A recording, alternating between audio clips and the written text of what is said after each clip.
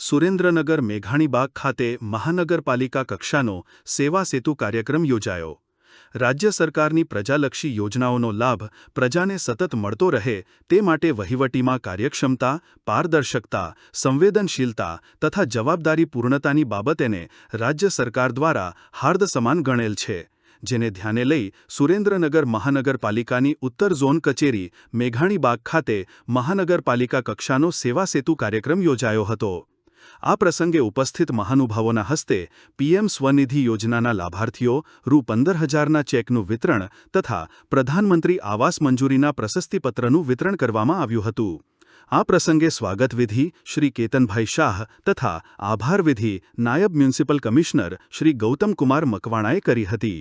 કાર્યક્રમમાં નાયબ municipal commissioner Shri કે.આર. Chauhan, Dudhrej Surendranagar Wadhwan નગરપાલિકાના પૂર્વ પ્રમુખ અને જૂનાગઢ મહાનગરના પ્રભારી શ્રીમતી જિજ્ઞાબેન પંડ્યા, વિરેન્દ્રભાઈ આચાર્ય તથા અગ્રણી સર્વ શ્રી રાજુભાઈ દોશી, સ્વાતિબેન, મનીષભાઈ, રમીલાબેન કાલિયા, ચેતનભાઈ કાલિયા સહિત સરકારના વિવિધ વિભાગના અધિકારીશ્રીઓ, કર્મચારીશ્રીઓ અને લાભાર્થીઓ ઉપસ્થિત રહ્યા હતા।